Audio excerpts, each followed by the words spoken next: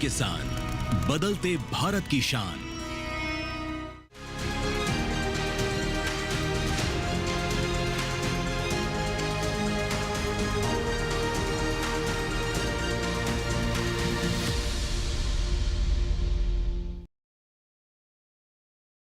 नमस्कार, आप देख रहे हैं दूरदर्शन किसान चैनल। कृषि दर्शन कार्यक्रम में मैं अदिति शर्मा आप सभी का स्वागत करती हूं। हमारा ये कार्यक्रम खास है क्योंकि इसके माध्यम से कृषि के क्षेत्र में जो भी कुछ खास हो रहा होता है उसकी जानकारी हम आप तक पहुंचाते हैं। माध्यम हमारे तीनों सेगमेंट्स रहते हैं: विज्ञान और किसान, कृषि, स्टार्टअप और फार्मिंग इंडिया।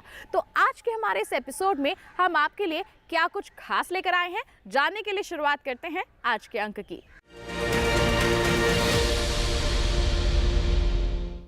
आइए किसान भाइयों बहनों, सबसे पहले नजर डालते हैं क्या कुछ खास है सीधा मंत्रालय से। कृषि भवन स्थित डीडी किसान स्टूडियो से हम ऐसी जानकारियां आपके लिए लेकर आते हैं जो कृषि जगत में बदलाव लाने में कारगर साबित हो रही हैं। तो क्या कुछ रहेगा आज सीधा मंत्रालय से खास, आइए दिखाएं आपको। जैसा हम सभी जानते हैं, रबी सीजन में आलू, फूल गोभी, पत्ता गोभी, टमाटर, गाजर, मूली, मटर आदि प्रमुख सब्जियां हैं और इनके साथ कृष्णनील, अकरी, हिरणखुरी, दूब, मोथा, मटरी, अकरी आदि खरपतवार जुड़े हुए हैं। और सब्जियों के उत्पादन को एक लाभदायक व्यवसाय माना गया है। साथ ही इसमें संसाधन भी बड़े मात्रा में इस्तेमाल किया जाता है। संसाधनों के ज़्यादा उपयोग के कारण खरपतवार की समस्या भी ज़्यादा गंभीर हो जाती है। और जैसा हम सबको पता है कि अधिकतर सब्जियों के बीज या उसके पौधे शुरुआती अवस्था में काफ़ी धीमा वृद्धि करते हैं और खरपतवारों के प्रति ये कम प्रतिरोधी होते हैं, जिसके कारण अगर शुरुआती अवस्था में खरपतवार की सही प्रबंधन नहीं किया गया तो समस्या ज़्यादा गंभीर हो जाती है। सब्जियों के कुल उत्पादन के साथ साथ उसकी गुणवत्ता को भी प्रभावित करते हैं। और आगे अगर हम सब्जी उत्पादन, बीज के उत्पादन के लिहाज से सब्जी की खेती कर रहे हैं तो बीज की क्वालिटी, उसकी मात्रा आदि को भी प्रभावित करता है और किसान भाइयों को बाज़ार में सही से दर या रेट जो है बीज का नहीं मिल पाता है। सबसे पहले हम चर्चा करेंगे निरोधक उपचार के बारे में। निरोधक उपचार से हमारा आशय है कि साफ बीज एवं बिचड़ों का इस्तेमाल खेत में करें। खेत में अगर कंपोस्ट का या गोबर की सड़ी हुई खाद का इस्तेमाल करना है तो वो पूर्णतया सड़ा होना चाहिए, अन्यथा खेत में खरपतवार के बीज पहुंचने की संभावना रहती है। खेत में प्रयोग करने वाले कृषि यंत्रों की साफ सफाई पर ध्यान दें, क्योंकि कई बार उनके साथ दूसरे खेत से खरपतवार हमारे खेत में पहुंच जाते हैं। इसके आगे तीसरा जो हमारा सबसे महत्वपूर्ण बिंदु है कि खेत में खरपतवार के रोकथाम के लिए मेरका, नालियों में जो खरपतवार के अवांछित पौधे हैं उनको समय समय पर निकालते रहें। वो नए तरीके से हमारे खेत में अपना प्रसारण नहीं कर पाएंगे। इसके अलावा सस्य विधि का इस्तेमाल करते हैं निवारक के बाद। सस्य विधि से सबसे अच्छा एक तरीका है स्टेल शेड विधि। इस विधि में क्या करते हैं कि अपने खेत को प्लास्टिक की पारदर्शी शीट से ढक देते हैं। दूसरा, खेत को तैयारी से सब्जी लगाने के 15 से 20 दिन पहले हम उसमें खेत की तैयारी कर लेते हैं और उसको उसी स्थिति में छोड़ देते हैं बगैर सब्जी का बिचड़ा या बीज डाले हुए। इससे क्या होता है कि खरपतवार के पौधे उगाते हैं और उनको किसी अनुशंसित शाकनाशी के इस्तेमाल से समाप्त करके हम खेती के समय में नए पौधे सब्जियों के लगा सकते हैं। तो इससे क्या होता है कि हमारी फसल प्रारंभिक प्रतिस्पर्धा से बच जाती है। दूसरा, अगर हमको पता है कि पिछले सीजन में हमारे खेत में बहुवर्षीय खरपतवार का समस्या रहा है तो गर्मी के दिनों में खेत की गहरी जुताई करें। तीसरा, सब्जी की खेत जहां हमको करनी है उसमें सघन फसल चक्र का इस्तेमाल करें और ऐसे फसलों को प्राथमिकता दें सब्जी के पहले जो तेज़ी से अपनी वृद्धि करती हो, जैसे मक्का, ज्वार, बाजरा या लोबिया आदि की फसल है। वो बहुत तेज़ी के साथ विकास करती है और खरपतवारों को शुरुआती अवस्था में दबा देती है। और सबसे अंत में मैं सलाह दूंगा आपको कृषि रसायनों का इस्तेमाल करने के लिए। बाज़ार में बहुत सारे खेती में उपयोग करने वाले या खरपतवार के समापन के लिए कृषि शाकनाशी रसायन उपलब्ध हैं। आप जो अनुशंसित किया गया है कृषि शाकनाशी रसायन, उसी का इस्तेमाल अपने खेतों में करें। जो सही मात्रा बताई गई है उसी का इस्तेमाल करें। कभी भी ज़्यादा मात्रा में शाकनाशी रसायन इस्तेमाल न करें, अन्यथा आपके मुख्य फसल को भी नुकसान हो सकता है। एक ही कृषि रसायन का बार बार इस्तेमाल न करें, अन्यथा खरपतवार में प्रतिरोध विकसित हो जाता है और वो आगे चल के एक समस्या बनता है। जब भी शाकनाशी का इस्तेमाल करें तो खेत में पर्याप्त नमी होना चाहिए, दिन के मौसम खुला होना चाहिए, तभी हमारा ये कृषि रसायनों का इस्तेमाल प्रभावी होता है। इन सारी विधियों के संयोजन से आप अपने सब्जियों में एक बेहतर शाकनाशी या आप खरपतवारों का बेहतर प्रबंधन कर सकते हैं। आइए अब नजर डालते हैं सम्मेलन से प्रगति की ओर पर। लोकसभा बजट 2025-26 हाल ही में पेश किया गया। इसमें कृषि जगत में बदलाव के लिए क्या कुछ खास रहा है, आइए इसके बारे में केंद्रीय कृषि एवं किसान कल्याण राज्य मंत्री श्री रामनाथ ठाकुर जी का क्या कहना है, दिखाते हैं आपको। हाल ही में केंद्रीय बजट 2025-26 पेश किया गया लोकसभा में, और ये जो बजट है इसमें कृषि से संबंधित क्या कुछ खास रहा, इसी संबंध में आज हमारे साथ बात करने के लिए केंद्रीय कृषि एवं किसान कल्याण राज्य मंत्री रामनाथ ठाकुर जी हैं। सर, आपका बहुत बहुत स्वागत। नमस्कार सर, ये जो केंद्रीय बजट जो पेश किया गया है निर्मला सीतारमण जी के द्वारा, सर खास तौर से अगर हम कृषि के बारे में बात करें तो क्या इसमें विशेष है? सबसे पहले मैं आपको बताऊं कि भारत सरकार के प्रधानमंत्री, भारत सरकार के वित्त मंत्री सीतारमण जी को बहुत बहुत बधाई देता हूं कि कृषि विभाग में पिछले वर्ष में 1,52,000 का बजट था। इस बार भारत सरकार ने, वित्त मंत्री जी ने 1,71,437 करोड़ रुपए का आवंटन किया है। और आप जानते ही हैं कि कृषि विभाग में पहले से बहुत काम हो रहे हैं और इस बार तो और अधिक काम होंगे किसानों के उन्नति के लिए, किसानों के प्रगति के लिए, किसान के विकास के लिए। जो नौजवान कृषि में हैं उनके लिए ये और बहुत बड़ा कदम है।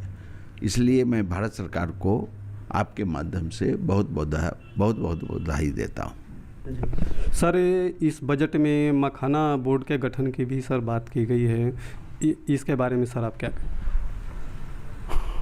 ये आपको सुन के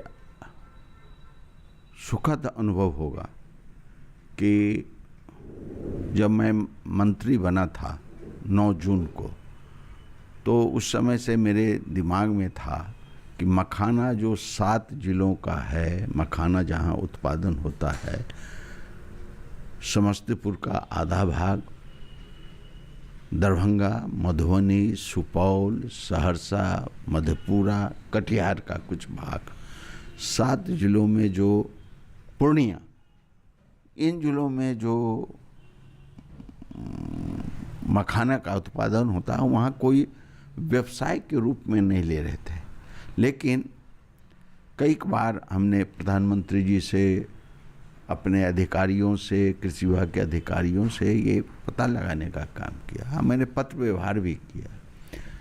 अब भारत सरकार के प्रधानमंत्री जी को और वित्त मंत्री जी जो पिछले बार गई थी मधुबनी, दरभंगा गई थी वो मिथिलांचल में घूमने के लिए, तो उन्होंने अनुभव किया, मेरे पत्र का अवलोकन किया और उसके आधार पर इन्होंने मखाना बोर्ड स्थापना की घोषणा की। मैं बहुत बहुत बधाई देता हूँ वित्त मंत्री जी को और भारत के प्रधानमंत्री जी को कि मिथिलांचल को उन्होंने प्रायोरिटी लिस्ट पर दिया। और बजट में जितने घोषणाएं हुई हैं, 50,000 एकड़ का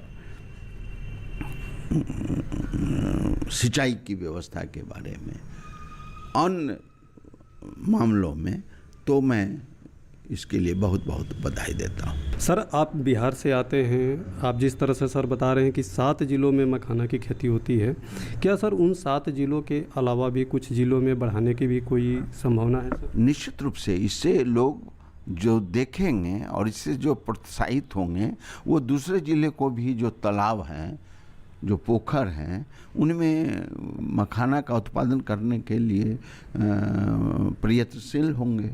और ये तो हड्डी को मजबूत करने का कैल्शियम है, मखाने में कैल्शियम है, इसको तो हड्डी के मजबूत करने का, ये यहाँ मखाना जाता है विदेशों में और इसको बहुत अच्छे ढंग से इसका उपयोग करते हैं। इस मखाना के महत्व को भारत सरकार ने समझा है और इस समझने के बाद उन्होंने मखाना बोर्ड की स्थापना का ऐलान किया है। सर, इस बजट में दलहन में हमारा जो देश है आत्मनिर्भर नहीं है, इस पर भी सर बल दिया गया है। इसके बारे में सर आपके मंत्रालय के द्वारा क्या मालूम होगा कि पिछले वर्ष भारत सरकार ने और कृषि विभाग में यह निर्णय लिया था कि दलहन का जितना होगा भारत सरकार खरीदेगी, पूरी जितना उत्पादन होगा भारत सरकार उसको खरीदेगी। इस बार जो बजट में आया है 1000 करोड़ रुपया का, वो बढ़ा है और 1000 करोड़ रुपया का जो बढ़ोतरी होगी, जो किसान, नौजवान किसान इसमें दिलचस्पी लेंगे, उनको निराश नहीं किया जाएगा। कृषि विभाग पूरी दलहन को खरीदने का काम करेगी। पूरी हिंदुस्तान में जितने दलहन के उपयोग होंगे वो भारत सरकार खरीदने, कृषि विभाग खरीदने का काम। सर, बिहार में और इस बजट से क्या कुछ दिया गया है और क्या सर आपकी जो अपेक्षाएं थी उस पर खरे उतरे हैं सरकार? मैं आपके माध्यम से फिर भारत सरकार को बधाई देना चाहता हूँ। ITI में जो विद्यार्थियों की नामांकन की जनसंख्या बढ़ाई गई है, पूरे भारत में बढ़ाई गई है और बिहार में खास करके बढ़ाई गई है।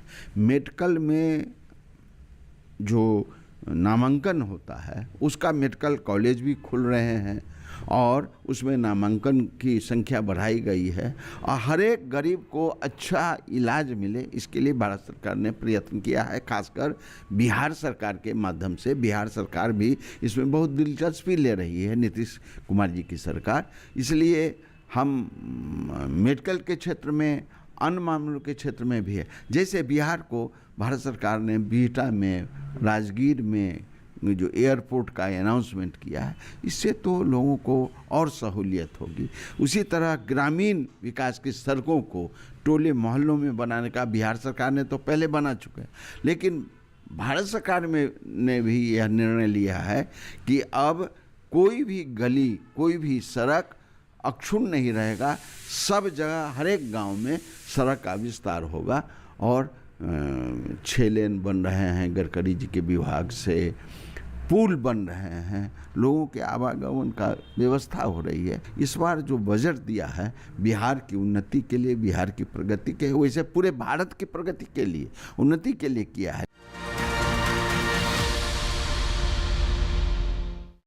अब कार्यक्रम में वक्त है नजर डालने का हमारे सेगमेंट विज्ञान और किसान पर।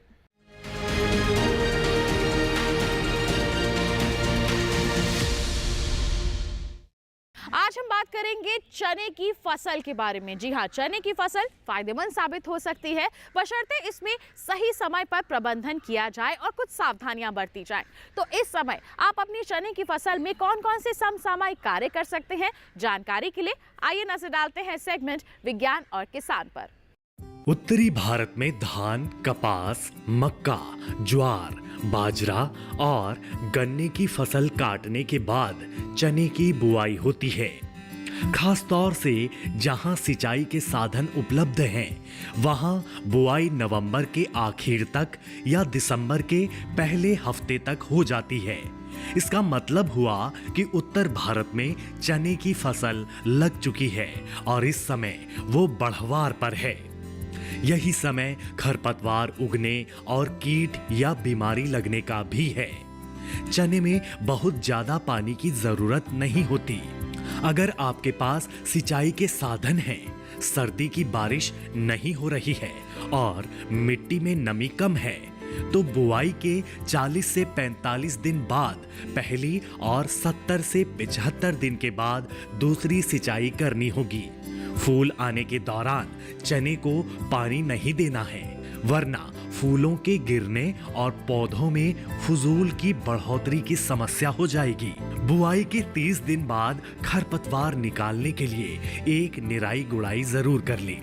अगर ऐसा ना किया तो खरपतवार से फसल की उपज में कमी आ सकती है। इसके अलावा खरपतवारों को निकालने से जड़ों की अच्छी बढ़वार होगी।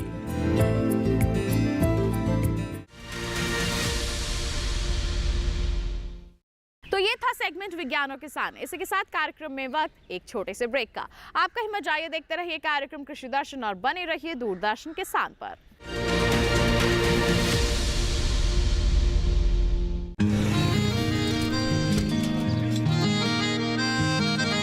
क्या बात है भाई, आजकल तो काफी खुश नजर आ रहे हो। क्यों ना हो, अब मैं ऑर्गेनिक खेती जो कर रहा हूँ ये पूरा प्राकृतिक है, ऑर्गेनिक है। इसमें हमारे खेत, हमारी फसल और हमारी जेब सब फायदे में होते हैं और इसमें लागत भी कम है। जी हाँ, आप भी ऑर्गेनिक खाद का प्रयोग करें, अपनी फसल और मिट्टी को तंदुरुस्त बनाएं और आपकी आमदनी में इजाफा करें। अधिक जानकारी के लिए किसान call centre toll free number 1800-180-1551 पर कॉल करें और लॉग ऑन करें kisan.gov.in और farmer.gov.in। कृषि और किसान कल्याण मंत्रालय द्वारा किसान हित में जारी।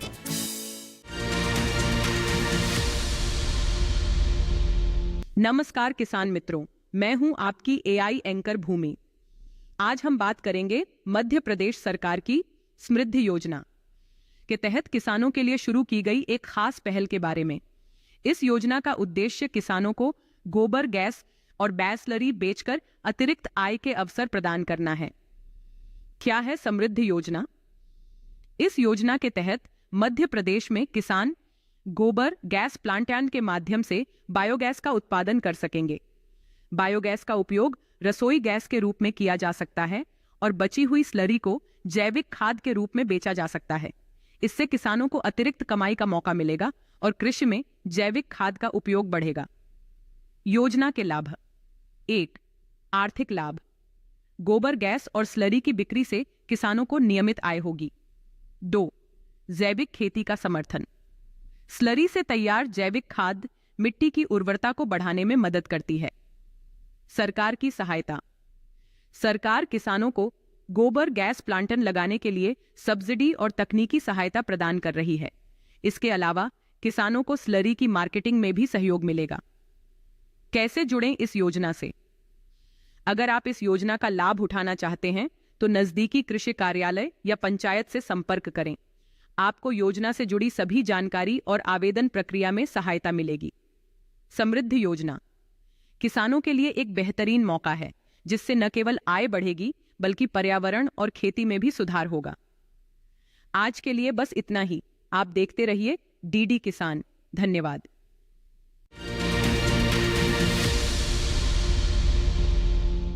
ब्रेक के बाद दूरदर्शन किसान चैनल के कार्यक्रम कृषि दर्शन में आप सभी का फिर से स्वागत। आइए अब नजर डालते हैं सेगमेंट कृषि स्टार्टअप पर।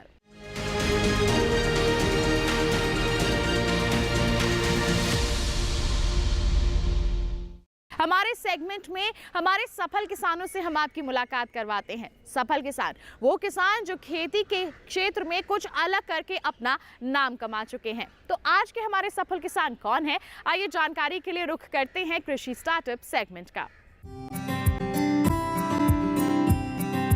भूपेंद्र सिंह पुश्तैनी किसान हैं। हालांकि वो बहुत बड़े जमींदार नहीं हैं, फिर भी खेती से उनका लगाव कभी कम नहीं हुआ। तब भी नहीं जब वो प्राइवेट नौकरी भी किया करते थे। जल्द ही इनको पता चल गया कि नौकरी में तरक्की एक सीमा तक ही हो सकती है। इसके बाद इन्होंने अपना खुद का बिजनेस शुरू करने के बारे में विचार किया। ये कुछ ऐसा करना चाहते थे जो अलग भी हो और ज़्यादा मुनाफा देने वाला भी। इस तरह 2014 में प्रयोगों के तौर पर सब्जियों की नर्सरी शुरू की। मैं पहले प्राइवेट जॉब करता ਸੀਗਾ। ਪ੍ਰਾਈਵੇਟ ਜੌਬ ਮੈਂ 2014 ਤੱਕ ਇੱਕ ਸੀਡ ਲਾਈਨ ਦੇ ਵਿੱਚ ਸੀਗਾ। ਉਹ ਸੀਡ ਲਾਈਨ ਦੇ ਵਿੱਚ ਨਾਲ ਮੈਂ ਨਰਸਰੀ ਦਾ ਸਟਾਰਟ ਕਰ ਲਿਆ ਸੀ 2014 ਚ। 2014 ਤੋਂ ਬਾਅਦ ਚ 2017 ਦੇ ਵਿੱਚ ਮੈਂ ਪ੍ਰੋਫੈਸ਼ਨਲ ਤੌਰ ਤੇ ਨਰਸਰੀ ਦਾ ਆ ਗਿਆ ਕੰਪਨੀ ਤੋਂ ਰਿਜ਼ਾਈਨ ਕਰਕੇ। ਉਸ ਤੋਂ ਬਾਅਦ ਹੁਣ ਮੇਰੇ ਕੋਲ ਵੈਜੀਟੇਬਲ ਦੇ ਵਿੱਚ ਬਹੁਤ ਸਾਰੀਆਂ ਜਿਸ ਤਰ੍ਹਾਂ ਇਹਨਾਂ ਦਾ ਆਪਣਾ ਕੋਲੀਫਲਾਵਰ, ਕੈਬੇਜ, ਕੈਪਸੀਕਮ, ਇਸ ਤਰ੍ਹਾਂ ਸਾਰੀਆਂ ਵੈਜੀਟੇਬਲ ਦੀ ਨਰਸਰੀ ਮੈਂ ਲਗਭਗ ਪੂਰੇ ਪੰਜਾਬ 'ਚ ਤੇ ਜੰਮੂ 'ਚ ਸਪਲਾਈ ਕਰਦਾ ਇਸ ਟਾਈਮ। ਤੇ ਬਹੁਤ ਵਧੀਆ, ਮੈਂ ਲਗਭਗ 1 ਕਨਾਲ ਤੋਂ ਸ਼ੁਰੂ ਕੀਤਾ ਸੀ, ਅੱਜ ਮੈਂ 10 ਏਕੜ ਦੇ ਵਿੱਚ ਨਰਸਰੀ ਦਾ ਬਿਜ਼ਨਸ ਕਰ ਰਿਹਾ। ਤਾਂ ਬਹੁਤ ਵਧੀਆ ਇਹਨਾਂ ਦਾ ਲੱਗਦਾ ਵਾ, ਕੰਮ ਕਰਕੇ ਵਧੀਆ ਲੱਗ ਰਿਹਾ ਵਾ ਤੇ ਆਪਣਾ ਪੈਸਾ ਵੀ ਚਲੋ ਠੀਕ ਕਮਾ ਰਹੇ ਆ। ਤੇ ਉਹਦੇ ਤੋਂ ਬਾਅਦ ਹੁਣ ਮੇਰਾ ਅਗਲਾ ਪਲਾਨ ਹੈ, ਕੁਝ ਮੈਂ ਇਹਨਾਂ ਦਾ ਆਪਣੇ ਆਰਗੈਨਿਕ ਤੇ ਜਾਣਾ ਚਾਹ ਰਿਹਾ ਥੋੜਾ। ਮੈਂ ਆਪਣੇ ਨਾਲ ਕੁਝ ਫਾਰਮਰ ਹੋਰ ਜੋੜ ਕੇ ਉਹਨਾਂ ਨੂੰ ਆਰਗੈਨਿਕ ਮੈਂ ਨਰਸਰੀ ਤਾਂ ਦੇਣੀ ਆ, ਉਹਨਾਂ ਨੂੰ ਨਾਲ ਆਰਗੈਨਿਕ ਦਾ ਮੈਂ ਇਹਨਾਂ ਦਾ ਆਪਣਾ ਮੈਟਰ ਤੇ ਕੰਮ ਥੋੜਾ ਕਰ ਰਿਹਾ।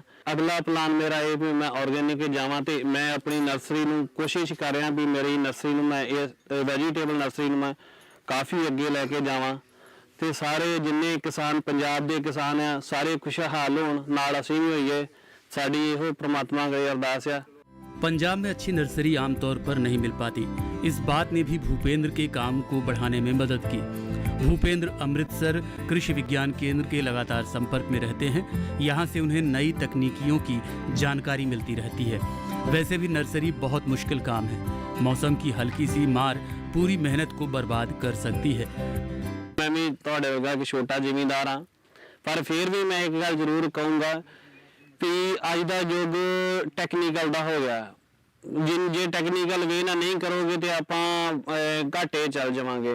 जो भी करना थोड़ा करना, टैक्नीकल करना, जितना साढ़े को स्प्रिंकलर है, ड्रिप इरीगेशन दे तुसीं काम कर सकते हो, है ना। तो जिन्ना भी हो सके अपना जिदा सियाल वालियां सब्जियां जिन्नियां कैप्सिकम आ, चिली आ, ये एडवांस तैयार करोगे, एडवांस जाएगियां, चंगा पैसा कमा सकते हैं। तो ये था कृषि स्टार्टअप सेगमेंट। इसी के साथ कार्यक्रम में वक्त एक छोटे से ब्रेक का। आपका ही मजा आइए, देखते रहिए कार्यक्रम कृषि दर्शन और बने रहिए दूरदर्शन किसान पर।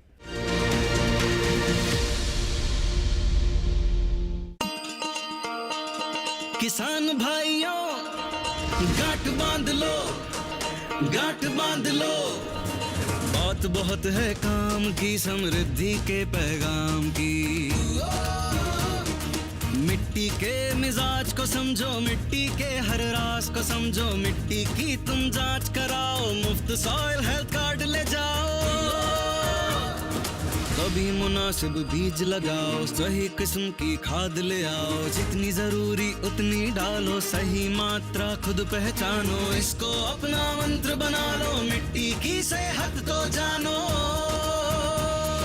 बात बहुत है काम की, कम लागत अधिक वरदान की। किसान भाइयों गांठ बांध लो, आज ही मिट्टी की जांच कराएं। राज्य सरकार के कृषि अधिकारी से संपर्क करें और मुफ्त में सॉइल हेल्थ कार्ड पाएं। कृषि और किसान कल्याण मंत्रालय द्वारा किसान हित में जारी। ब्रेक के बाद दूरदर्शन किसान चैनल के कार्यक्रम कृषि दर्शन में आप सभी का फिर से स्वागत। आइए अब नजर डालते हैं सेगमेंट फार्मिंग इंडिया पर।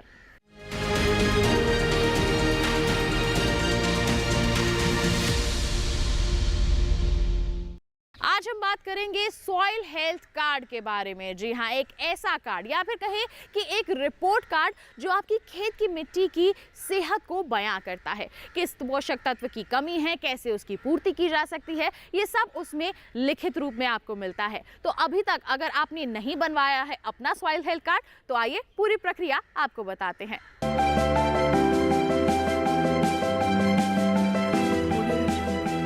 मिट्टी की कमजोर सेहत का असर फसलों की पैदावार और गुणवत्ता दोनों पर पड़ रहा है।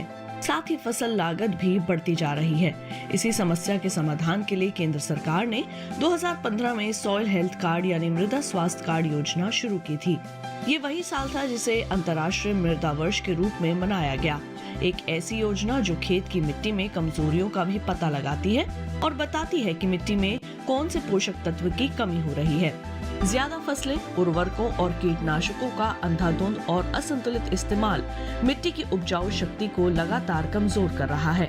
जानकारी की कमी से किसान खेतों में रासायनिक उर्वरकों का इस्तेमाल कर रहे हैं, भले ही उस उर्वरक की जरूरत हो या ना हो। किस खेत की मिट्टी को कौन सा तत्व चाहिए और कौन सा नहीं, ये सब जानने के लिए उसकी जांच जरूरी है। मृदा स्वास्थ्य कार्ड यही काम करता है। ये योजना पूरे देश में लागू है और मिट्टी की जांच के लिए देश भर में ही मिट्टी जांच की प्रयोगशालाएं स्थापित की गई हैं। जांच के बाद मिट्टी के गुण दोष की सूची तैयार होती है और फिर किसान को ये बताया जाता है कि उन्हें खेत में कौन सा पोषक तत्व कितनी मात्रा में डालना चाहिए। परीक्षण से ये भी पता चल जाता है कि किसान को कौन सी फसल बोनी चाहिए। अगर किसान कोई और फसल बोना चाहे तो अधिकारी फिर उस फसल के हिसाब से पोषण का सुझाव देंगे। ये योजना सभी 14 करोड़ किसानों के लिए बिल्कुल मुफ्त है। फरवरी तक के आंकड़े से पता चलता है कि 2019-20 के दौरान मध्य प्रदेश, छत्तीसगढ़, गुजरात, महाराष्ट्र, पंजाब, राजस्थान, हिमाचल प्रदेश और झारखंड के अलावा कई और राज्यों में 100 के 100% किसानों को ये योजना के तहत कवर कर लिया गया है। केरल में 90 से 95%, जबकि उत्तर प्रदेश और हरियाणा में 85 से 90% किसान इस योजना का हिस्सा हैं। अध्ययनों से पता चला है कि इस कार्ड की सलाह पर की गई खेत से लागत में 8 से 10% की बचत हुई है। इस कार्ड का एक पोर्टल बना हुआ है। किसान वहां से भी अपना कार्ड प्रिंट करवा सकते हैं। इस पोर्टल पर 21 भाषाओं में खेती के बारे में बहुत सी जानकारियां उपलब्ध हैं। किसानों के लाभ के लिए प्रशिक्षण, प्रदर्शनी और किसान मेलों का भी आयोजन किया जाता है। 2019-20 के दौरान आदर्श ग्राम विकास के नाम से एक परियोजना शुरू की गई है, जिसके तहत खेतों से मिट्टी के नमूने उठाए गए। परियोजना के तहत हर ब्लॉक से एक गांव लिया जाता है और वहां मिट्टी के नमूने जमा करके उनकी जांच होती है। इस तरह हर गांव में 1 हेक्टेयर रकबे की जमीन से नमूने लिए जाते हैं।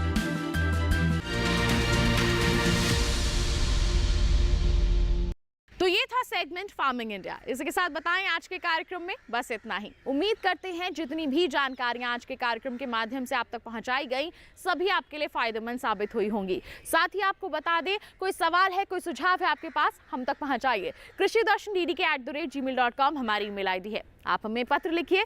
कृषि दर्शन, कमरा नंबर 58, CPC दूरदर्शन, खेलगांव, नई दिल्ली 110049 हमारा पता है।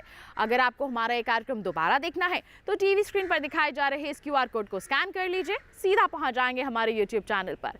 तो किसान भाइयों बहनों, इसी वादे के साथ अगले अंक में हम फिर होंगे हाजिर कुछ नई और महत्वपूर्ण जानकारियां लेकर। तब तक के लिए हमें दीजिए इजाजत, लेकिन आप बने रहिए दूरदर्शन किसान पर। नमस्कार।